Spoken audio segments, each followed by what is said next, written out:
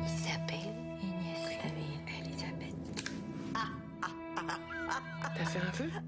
Qu'elle crève. On a travaillé ensemble sur ce film en se posant jamais la question en fait, de la répartition des tâches. Ça s'est fait de façon extrêmement fluide et naturelle et les places sont interchangeables dans toutes les situations en fait, que ce soit à l'écriture, à la mise en scène, à l'image, tout ça. Donc,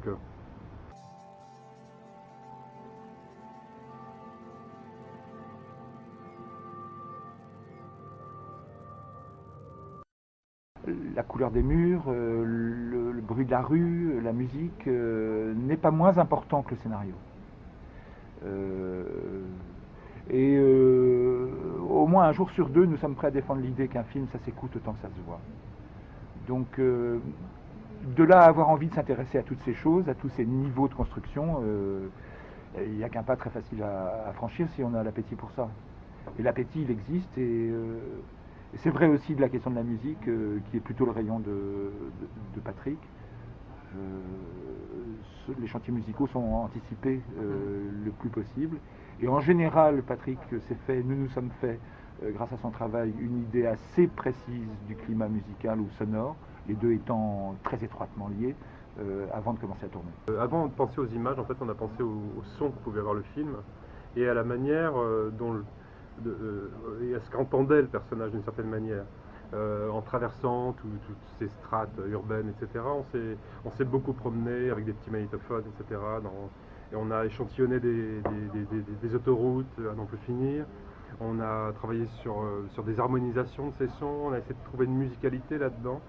Mais c'était un travail qui était nécessaire pour nous, parce que ça peut paraître paradoxal, mais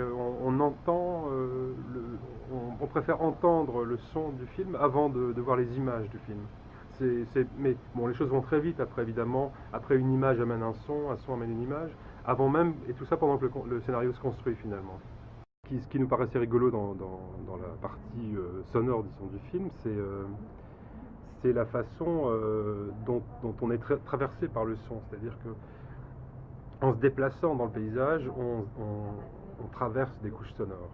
Et c'était un pari, une sorte d'envie assez forte de faire exister ces changements de sonorité d'un espace à un autre, et de le faire exister vraiment comme étant un élément à proprement parler de la ville. Bien sûr qu'il se passe tout le temps des trucs qu'on ne soupçonne pas. À ce moment-là, le bazar sonne et il te dit où est le problème. Il nous semble que le dialogue est juste quand il sonne bien. Voilà. Oui, c'est une question musicale, tu trouves pas le sens y est quand le son y est. C'est beaucoup comme de la musique, le dialogue. Vous savez aussi bien que moi que le sens de ce qu'on se dit, il est autant sur nos visages, le mouvement de nos mains, nos regards qui se perdent d'un côté ou de l'autre, que dans le sens des mots. Donc voilà, enfin j'enfonce une porte ouverte, mais... Et j'ai lu, vous aviez dit, le film devait être comme une chanson, avec couplet et refrain. Alors quel est le refrain du film?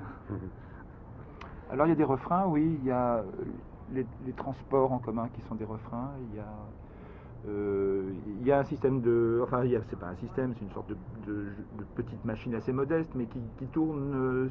Qui tourne. On repasse par les endroits, on refait les mêmes choses, on rentre chez soi tous les soirs. Cette régularité, qui est aussi pour finir un ressassement, fait partie de l'histoire. Mais ça nous plaît beaucoup de considérer les films comme des chansons. C'est-à-dire, ça veut dire pas comme des livres, pas comme des tableaux, pas comme des statues ni de l'architecture, mais plutôt comme des chansons. Et le côté cyclique? Le côté cyclique, et puis si possible, cette espèce de légèreté qu'ont les chansons, même quand elles sont graves. C'est très joli, vraiment.